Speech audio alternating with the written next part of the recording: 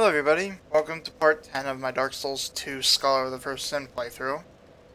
And today we'll be starting on some item descriptions from me farming before this part. All stone. A stone that is terribly heavy for its size, offered to the Victor's Stone to strengthen the bond with your covenant. Victor's Stone thirsts for the souls of fallen warriors condensed within all stones, as if they were once part of the same whole.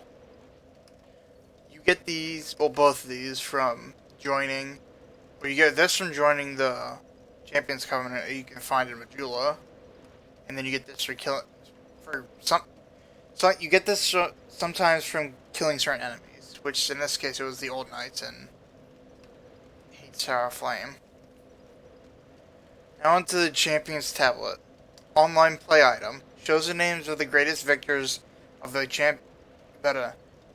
Company of Champions Covenant. This tablet, chiseled from the Victor's Stone, is engraved with the names of the brave warriors who have offered the most Allstones, as if they were epitaphs, honoring their lives. Pretty sure this is the same. I don't have any in here, but there's some similar things in Dark Souls 1 that I remember. Old Knight Greatsword. An old, undated greatsword, wielded by a warrior from a time so ancient that there exists no record of his endeavors, has extremely low durability. Sometimes, just as the thing falls to pieces, it unleashes its last flash of great power. This looks kind of similar to like a small greatsword version of the Zweihander, which is a ultra greatsword. But and this, which was the weapon I was farming, I grabbed two of them. But it is the Old Knight Ultra Greatsword, an undated Ultra Greatsword, wielded by a warrior from a time so ancient that there exists no record of his endeavors. Has extremely low durability. Sometimes, just as the thing falls to pieces. Really? It's the same okay. Same item description, apparently. While I was farming, I got one of these. Old Knight Leggings. Old, undated leggings. How old could these nearly crumbling leggings be? Extremely low durability. I'm just gonna read the new stuff in item descriptions. So if I get any more of those items somehow from those old knights, I probably won't be reading most of them, if any. And that's why I got through farming. I grabbed two of the Ultra Great Swords so I can dual wield them later until I get the normal Great Sword and Fume Ultra. So, this is the Faith Tutor. I don't know if there's any others, but this is where you can get, at least to my knowledge, the first damaging Faith item in the game, which seems like a lightning bolt that you can throw. It's pretty cool. And I'm pretty sure she invades you later. I'm not sure. I think I heard that, but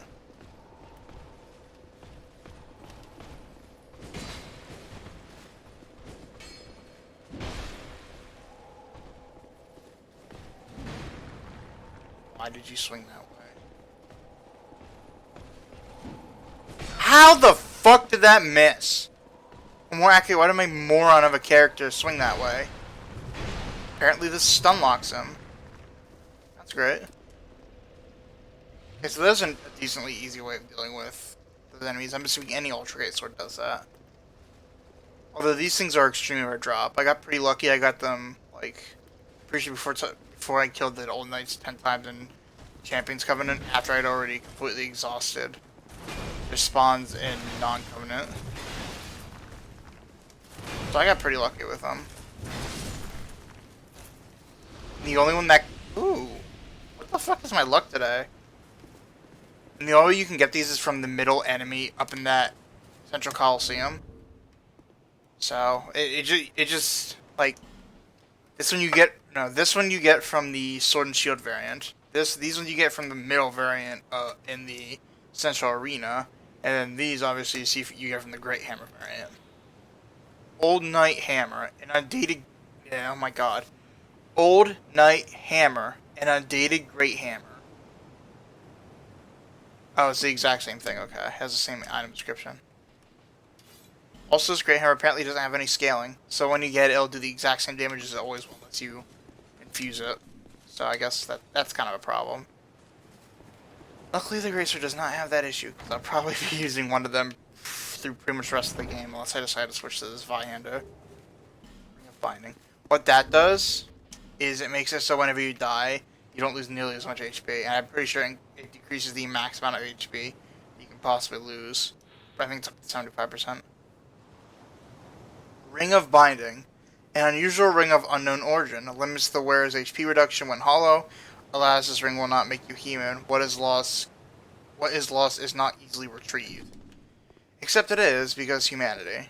Humanity is really fucking common in this game. It's just kind of annoying at first. Also, apparently the Great Hammer is actually lighter than the sword. It's kind of weird. See if this stun locks Hide Knight. Also, one thing about the Hide Knights, whenever you kill the boss, they move. And by that, I mean they just start in different areas for some reason. I'm not sure why.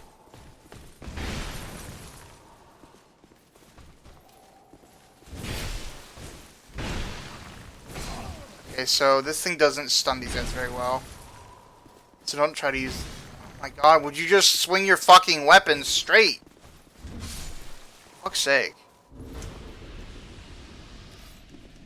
Like I said, I'm only going to be using these, both of these, until I get the normal greatsword. And once I get the normal greatsword, I'll probably be switching to that. As one of them. And then when I get the Fume Ultra way later in the game, I'll be switching to that as well.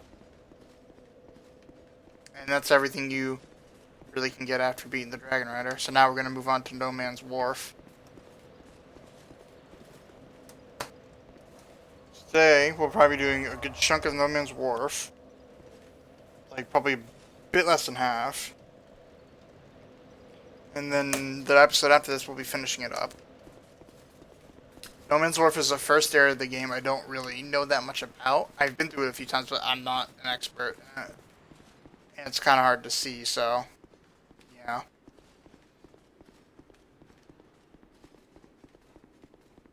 Although this area right here, however, I do know about. It's pretty easy.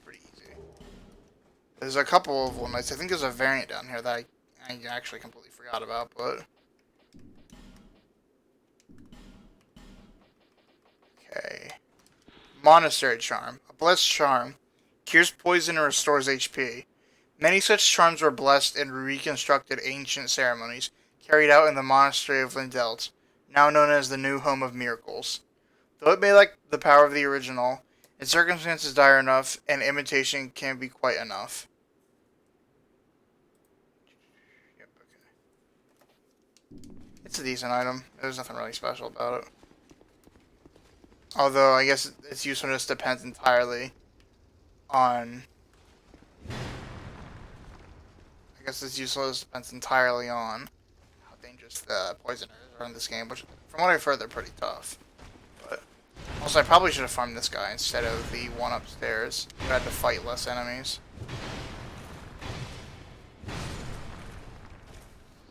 Also, if there are any inconsistencies from last time, it's because I reloaded a save. Because I didn't want to deal with the High Knights. Dark Troches. Pretty sure these are just like... yeah. Dark Troches. Troches with an inexplicably pungent odor. Temporarily boosts dark defense. Verbal histories often mention Saint Elizabeth. Her uniquely concocted medicines and potions are still widely used today. It just temporarily boosts defense. Dark defense. My halberd.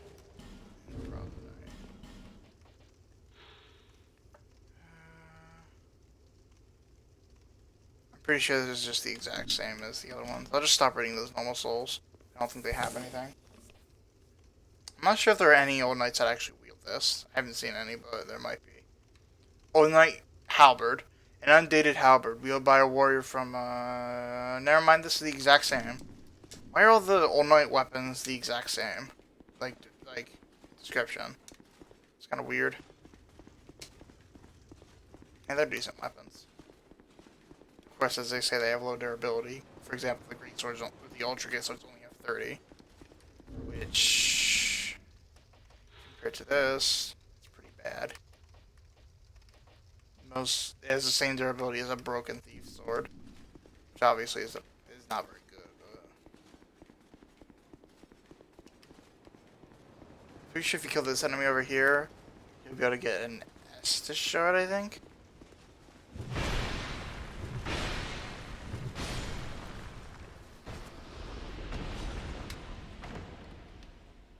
What's this thing's block capabilities like? 70%.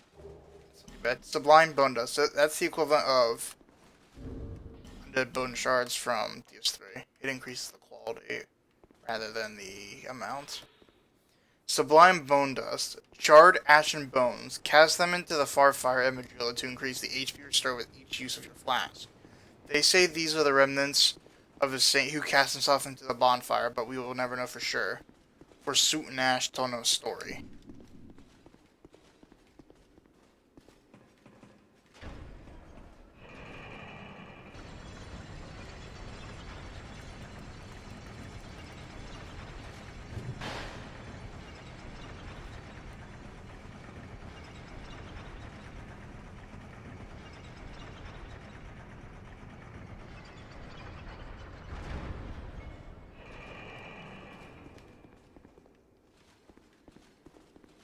So if no one's Wharf, I would recommend bringing a torch. I'm not going to because I'm stupid, but I'd recommend bringing a torch. Actually, I might. Because there's a couple creatures that are scared of the torch and will, like, become partially passive when using it. Plus, there are a lot of torches and the area is pretty dark. Now, this enemy is a Basilisk. I'm not sure if it works exactly like Dark Souls 1, but in Dark Souls 1, there is a condition known as Curse that when you die, it would halve your max HP. And it would insta-kill you when you died, or whenever it was fully completed, or fully inflicted. So, I'm not sure if this version does the same thing. I know there's Petrify, which is just the same thing, but I'm not sure if that inflicts Petrify or Curse. And I'm not testing it, so you can Google it if you want. I'm interested enough. There. This is the entrance to No Man's Wharf.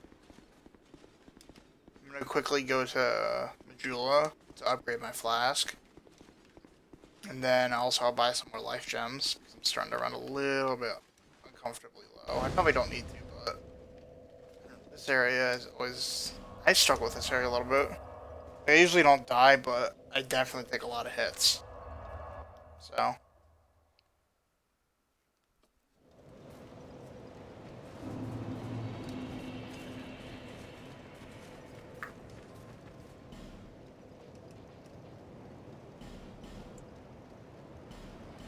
sign I was up before.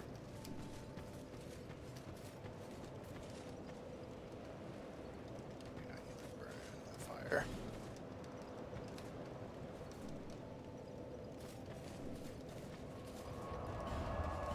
But you can also burn human effigies into the bonfires, and it'll make the current area you're in uninvadable, and it will limit your cooperation opportunities to an extent. I'm not sure how much, but it does to an extent, that's all I know.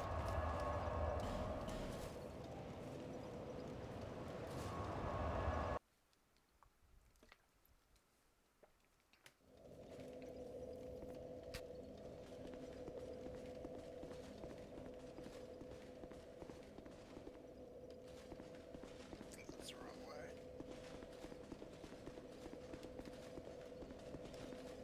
You know, screw it, I have an hour. I definitely won't take an hour trying to get through this area. Most likely, hopefully.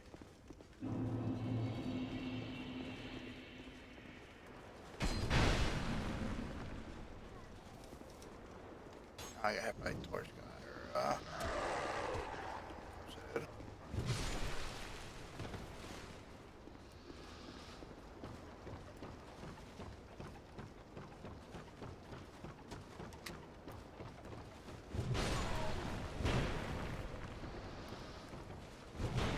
Would you fucking face the correct direction? Moron of a character? See why I don't like Dark Souls 2 very much? One of the many reasons. I'm gonna go grab the go back to the bonfire real quick. I'm traveling through here a torch. Yeah, dimension, so you just saw it. Don't roll in the water with the torch, otherwise it'll extinguish it. Actually, I might as well just do this.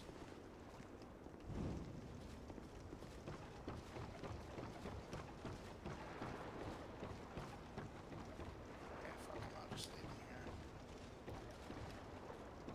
I'm gonna bother wasting my time trying to hit him off.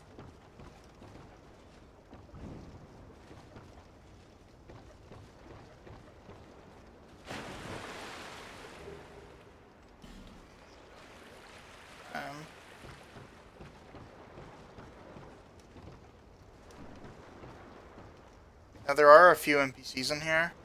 3 if I remember correctly. Lucatiel. A drunk dude I don't remember the name of. Oh shit, you're an enemy.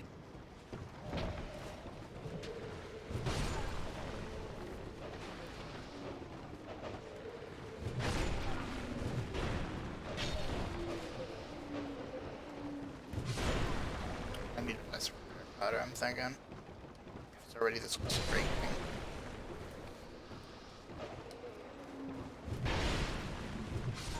Why is it doing like random damage? Also, this low SR ability is really annoying. I might have to switch to the mace halfway through this area.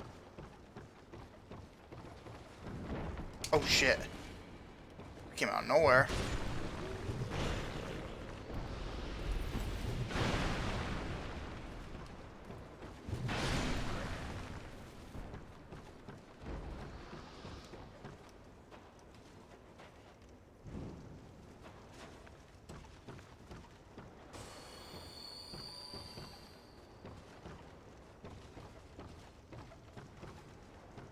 If you've been using this as a guide so far, I suggest you stop at this point because I'm about at the area where I don't know at all what I'm doing. I did not read those descriptions of those yet.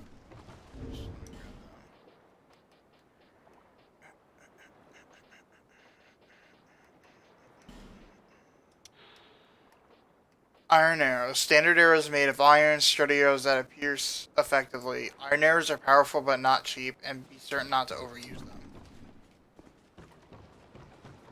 So like they seem to be the equivalent of the large arrow in this game.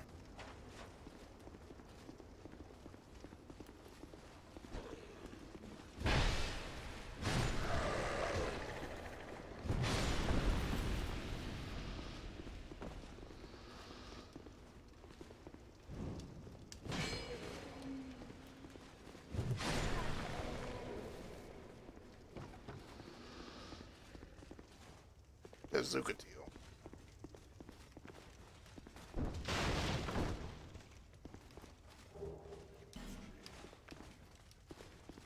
Jeez. Look at my durability, it's already at half.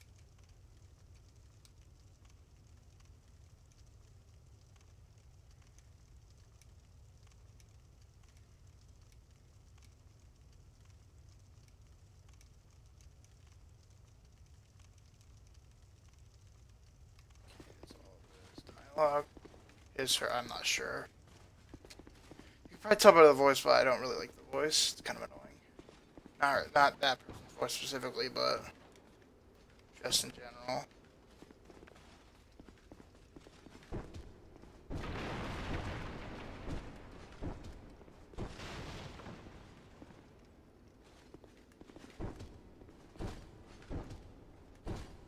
I wish you could power stance your fist. That'd be kind of cool.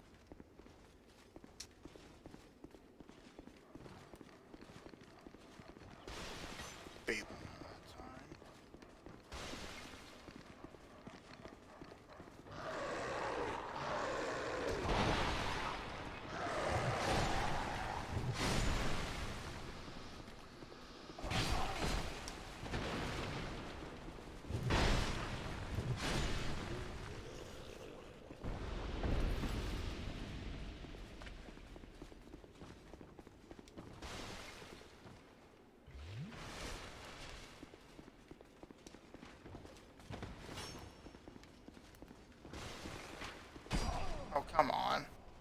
fucking hate the archers in this game.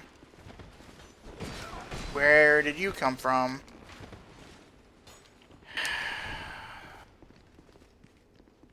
Where the fuck is this idiot going? How about you walk straight? And would my character swing in the correct direction, please? I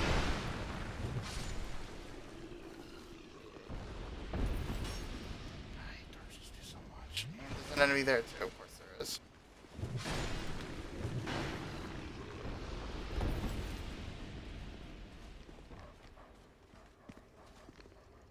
Dogs.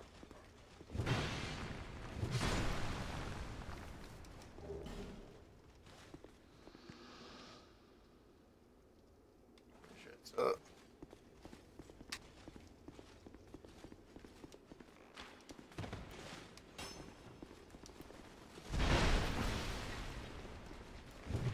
Fucking hit straight, dumbass! The fourth time this episode, what the hell? Like, I get it, that's always been a thing, and it always will be, and it always should be a thing, but it's way too fucking strong in this game. Actually, no, isn't lock-on supposed to almost completely get rid of that?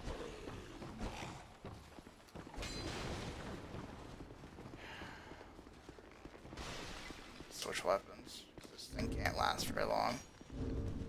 Fucking, why does it keep shutting my goddamn menu? What?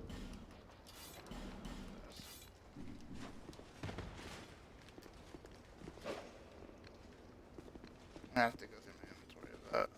These things don't last, like, at all.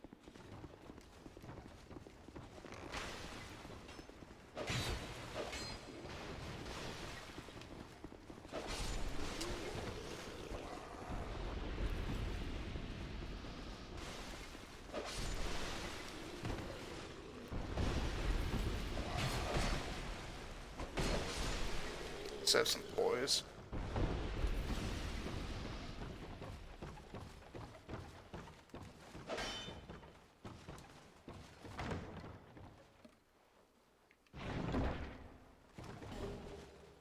Brigand stuff. Okay, I'm assuming the Brigand armor has the exact same descriptions as always. So, Brigand hood. Hood worn by looting brigands. Mountains surround during the lake on 3 sides. Most travelers who try to cross them end up hapless prey to the countless brigands lurking there. Double check though. Or not. Armor donned by brigand armor. Armor donned by looting brigands. This armor may appear shoddy, but it is in fact a very functional piece of work. Its materials meticulously crafted together. And there's an enemy down here. Let me kill this guy quickly.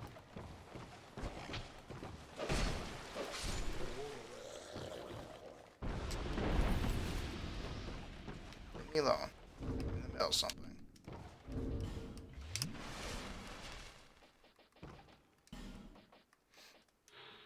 Brigand gauntlets. Gauntlets donned by looting brigands. These gauntlets may appear shoddy, but are in fact a very functional piece of work. The materials meticulously crafted together.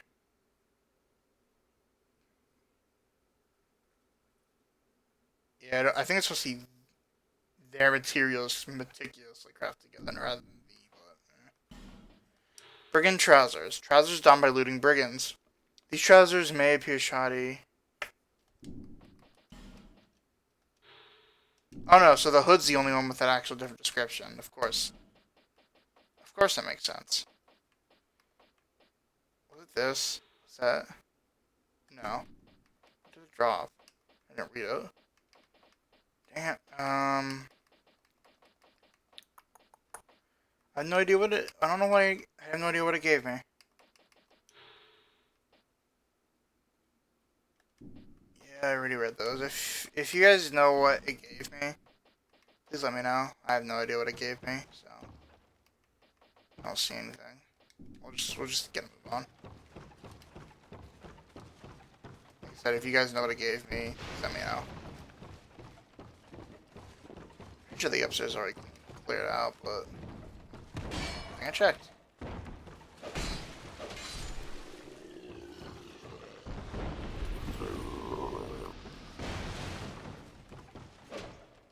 One thing you need to be careful of in this game is that these chests can be, the wooden chests at least, can be broken.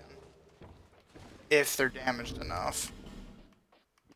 So be careful about that.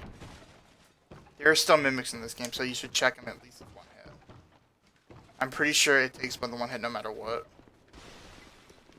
And here you see one of the NPCs, the bigger one. I think he's a forge dude.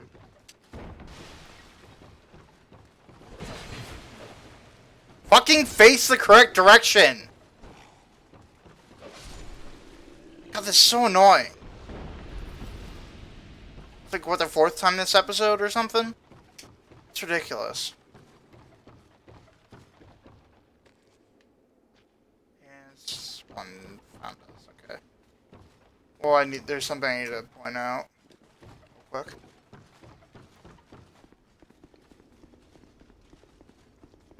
There's the Ferrous Lockstone here. Unless you're hacking and have like infinite Ferrous Lockstones, I'd suggest not using it here.